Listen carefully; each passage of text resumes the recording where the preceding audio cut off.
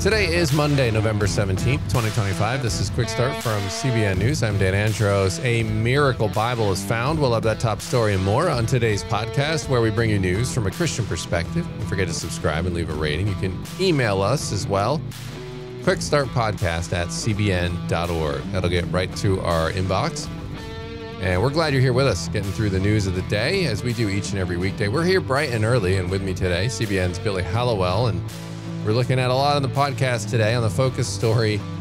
Interesting one from Kim Kardashian, actually, slamming psychics for incorrectly predicting her performance on the bar exam. And there's a lot to talk about here. Yeah, this one is interesting, but she's not very happy. We'll get into the reasons why and what an ex-psychic is warning when it comes to relying on mediums and psychics. So we'll get into all that today. Which a lot of people do, sadly. So yeah, a lot to talk about there. On the main thing, there's a new survey that's exploring how faith shapes the way some CEOs and executives think, lead, and define success. An interesting conversation coming up from Madison Seals on the main thing. Don't forget to subscribe to all of our CBN News podcasts if you haven't already. You can do that. We've got the links to those right there in the description of this podcast episode. We always put them down there for you to make sure you're checking those out. You can also write through the news of the day with us at our faithwire.substack.com and our Faithwire Substack there. We'd love to have you praying with us as we pray for the things going on in the world today. With that, we are going to head to the news in 90 seconds. And Washington, D.C.'s premier arts venue is going to host Noel, Jesus is Born, on December 17th, featuring Christian artist Charles Billingsley, scripture readings, and even a full live nativity scene. It's at the Kennedy Center, and the leadership there, now under director Richard Grinnell, appointed by President Trump, has promised a major Christmas celebration focused explicitly on the birth of Christ. This concert fulfills that pledge. Billingsley says the night will blend classic Christmas worship, a big band orchestra choir, and the Nativity reenactment. The event is in the Opera House, the center's second largest venue, and adds to a growing lineup of faith-forward programming this year, including Billingsley's previous appearances for Easter and Independence Day events. And firefighters in Oakdale, Pennsylvania say a crew member found an old Army green coin pouch tucked into his bunker gear, but it wasn't his. Inside was a small pocket Bible. The fire chief took it home, searched online, tracked down the owner, Amanda Klautz, who immediately recognized that she had lost that Bible back in 2004 when Hurricane Ivan destroyed her home. And despite decades of storms and despite the firehouse itself flooding multiple times, the Bible has no damage. It's got a pristine inscription and even a clean zipper. I mean, they're saying, Billy, they have no explanation for how it got into the building, let alone into a firefighter's coat. They're calling it a divine intervention. Cloud says it's nothing short of a miracle, and she plans to pay the kindness forward. And it's that kind of story that it's one of those things that just gets you thinking. It's just why, how? And, we'll probably never know how, but it's stuff like that gets people looking upward. No, I love that. I love these stories because it's like, what in the world is going on? And I think sometimes God just gives us these little Easter moments. eggs. Yeah. Yeah, like the little Easter eggs to make people, it's going to make some people believe, it's going to make some people question, other people will dismiss it, but there's just enough there, right, in these moments to get us thinking about God. So I love that. Well, yeah, because think about our day to day. It's so easy for us to get busy and to just think about, what do I have to do for work today? Where do I have to go with the kids? And what responsibilities do I have? And it's very easy sometimes to lose focus. And so these sorts of things can serve as a way to jar us out of that day-to-day grind and look around and look up and think about God. And hopefully this act is one of those things that gets a lot of people thinking about God and their eternity and the things that truly matter, because that should be our focus here on earth. So great story there. You can read it at cbnnews.com. All right, we're going to go to the focus story now. And Kim Kardashian is slamming psychics, but not exactly the way you'd hope and the whole way it would unfold, but tell me about what happened here. Yeah, this is interesting. She's upset that they incorrectly predicted her performance on the bar exam. Kardashian's been on this long journey of trying to become an attorney, studying for that exam. I mean, it's been going on for years now. She has been passionate about people wrongfully convicted and, more than that as well in the prison system. So it's kind of interesting for this reality TV star to be on that journey. But she ended up apparently falling short on the bar exam. And she revealed in a TikTok video that these 4 psychics, I'm just going to read the quote and I'll have to leave out the expletives, but she said, "I'm just letting you guys know that all the psychics that we have met with and that we're obsessed with are full of it," basically. She said that, that they're pathological liars because their predictions didn't come true, essentially. These 4 psychics said that she was going to pass the bar exam, and she didn't. And so she puts this TikTok video out, and it got picked up by a lot of outlets saying, "Oh, Kim Kardashian slamming the psychics because they had it wrong." And, it's hard to tell, but while she's talking about it in this video, she seems really angry, like really frustrated with these people. She had clearly put her stake in what they said was going to happen to her with this exam. So we had Jenn Nizza on last week on a main thing. So I know we've been talking to her. And so what did she have to say? Because of her background, it's interesting. What did she say? Yeah, for those who don't know, she was a psychic for decades and, is now a Christian and warns about consulting psychics. But, she said, Kim sees them as a pathological liar because the prediction didn't come true. But they're also lying when they're pretending to be her deceased father. And that's what I don't think she understands. So Jen's point there was that, there have been stories in the past that Kim Kardashian's, heard from her father through mediums. And so, Jen's basically saying, look, these psychics are operating through the demonic realm and they're lying about all sorts of other things. They're deceived about all sorts of other things, like that you can communicate with your dead relatives when you can't. And again, Jenn Nizza is somebody who did this for a living. She thought she was connecting people to their deceased loved ones. But she said that Kim is looking at the result of a prediction which is being made by a demon, and demons do not know the future. So she's kind of throwing the baby out with the bathwater in a sense here, and she's failing to still see the truth of the matter, and she's going up in arms and contributing to the deception. So basically she's saying that Kim, like many other people, is deceived about what is actually going on here when you go to a psychic to try to get readings, which is pretty interesting because, I think obviously she's right here, right? She said the predictions will not always be correct. Does it happen sometimes? Yes, just from the planting of seeds and the self-fulfilling counterfeit prophecy. But demons are not God. They don't have the power of God to know the future. So this is interesting. Now, she said demons are lying spirits and they'll pretend to be the deceased. They'll pretend to know the future. How did they get it right so many times? That's something that people will ask, because Jenn herself had a very high success rate in predicting things. And, the way she described it is that demons have been around for a long time. They've watched families, individuals. They've seen family lines. They kind of know. It's similar to when your kids wake up in the morning. You can tell based on their attitude what kind of day it's going to be sometimes. They've sort of watched people, so they make educated predictions and guesses. And that's just an interesting piece of the puzzle. But she said they do not know the future. What does she warn about when it comes to relying on psychics, which sadly more and more people do? Yeah, she said that, there's a couple of different areas of danger here, right? I mean, let's say, and we don't know that this happened with Kim Kardashian, but if people are telling you, oh, you're going to pass the bar exam, it could affect your behavior. Like, are you studying as hard? Are you working as hard? And again, I'm not saying that Kim Kardashian wasn't. I'm just saying that you start to put your stake in people, right? And so it could affect your behavior. But the bigger issues is she said that people obviously divert away from the way, the truth, and the life. They divert away from Jesus, and they're walking in a false light in their own truth. She said, you're trying to hold to the standards of the world, which is run by the devil, which is subjective, and you start overlapping sin after sin after sin. It can lead you into new age practices. It can lead to oppression and even possession as time goes on. So there's a lot here. It's dangerous to be playing with this stuff. And it can create, she said, chaos in your relationships and stunt you emotionally, mentally, and physically. Yeah. And there's a lot going on there because a lot of people seek out, whether they're not going directly to hiring psychics, but people try to look up this stuff, their horoscopes, palm readings, these sorts of things to find out the future. And think about the sin that's involved kind of personally when you are so worried about what's going to happen in the future? Here is, in this case, Kim Kardashian was worried about passing her bar exam.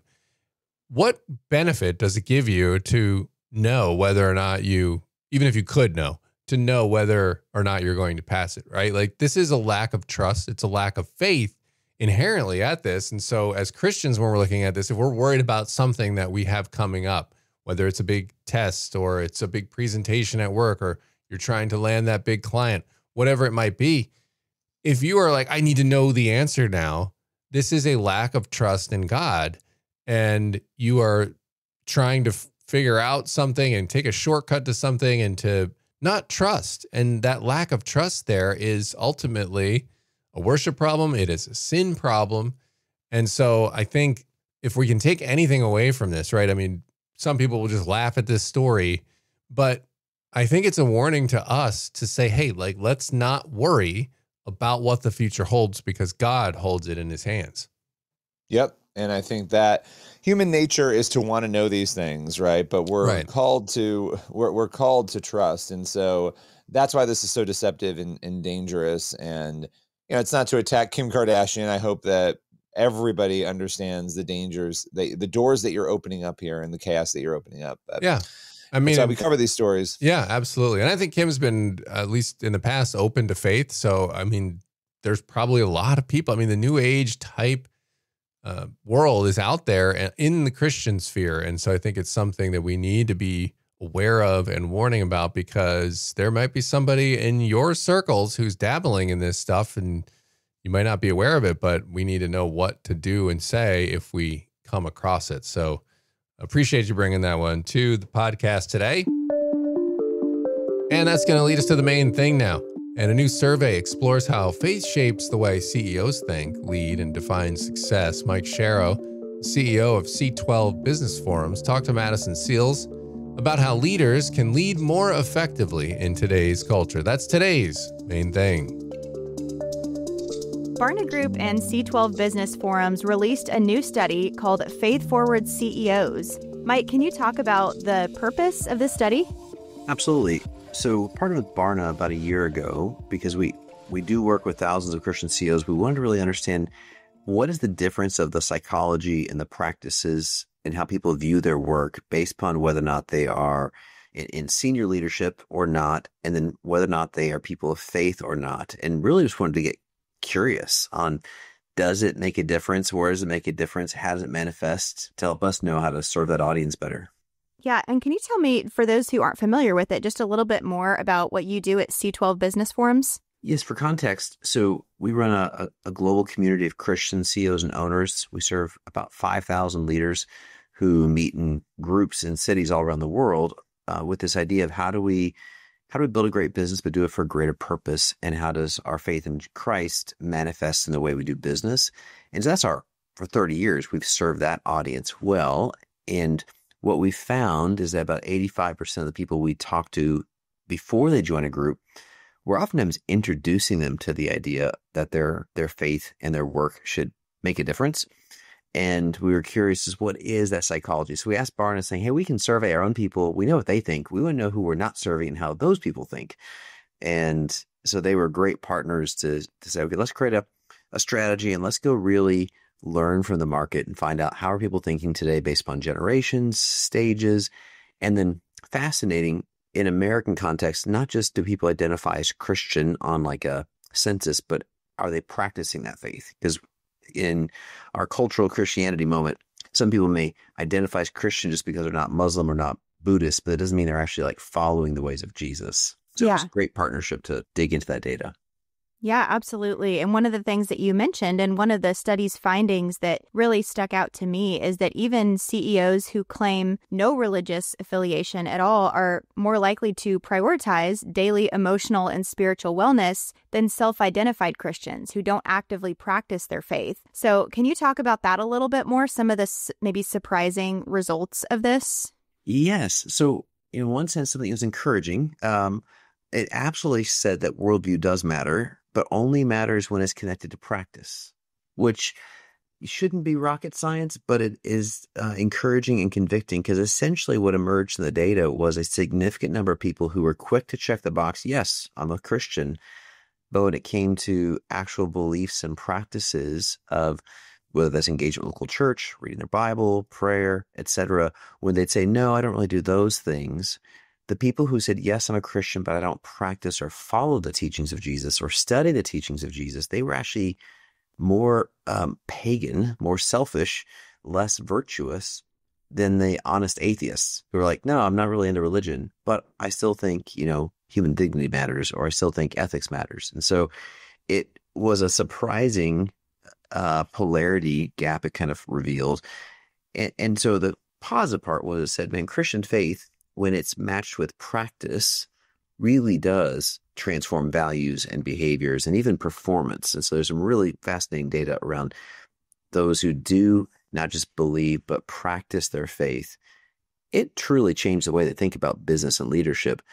But yeah, that non-practicing Christian population was also pretty insightful, and that's really the danger, I think, for the church, is to allow this to even be a category. I would think non-practicing Christian should be an oxymoronic label, but it's a pretty popular demographic. Right. Yeah, exactly. I think oxymoron is a good way to describe that, because we know through scripture that faith is expressed through action and obedience. Can you talk about the myth that belief is just some neutral aspect of leadership and that it doesn't actually impact somebody's leadership style? Yes, I think it's always fun when we get to confuse feelings with facts, because we're talking about, the study was looking at business owners, and so it's men and women who run construction companies or a healthcare clinic or a software company, and it could be easy to go, well, what does that person's personal faith really have to do with that? Well, it seems like a lot. Like the person who said they believed in Jesus and were studying the Bible and trying to follow it, they had twice the rate of being convicted that excellence mattered, that growth mattered, that love of humans should be a motivation for how they lead, and twice as much emphasis on vision. And also we're almost twice as self-critical. So whereas like Main Street media in Hollywood may make you think an executive is someone who's just greed-oriented and egotistical, and there's some cases of that for sure. People who are practicing Christians were actually less that. They were actually wildly self-critical, going, hey, how I lead matters. I hope I'm getting it right. And they had half the motivation when they're asked, like, what motivates you? What drives you? What are you worried about? They were the least motivated by wealth, personal gain, even profit as a driver, but they were double indexed on things like, I want to do things in excellence and goodness. I want to take care of people. I want to create a culture that's successful. And so the data was really stark on how much that really does drive the behavior of a leader. And for Christian leaders out there who are listening, how do you think their faith and this information that we're learning through this survey, how should that inform how they lead through their work and their regular life? So I think there's an invitation to realize if you compartmentalize our lives and we become schizophrenic in that way, if you try to say, well, my faith is, faith should absolutely be personal. It's never meant to be private.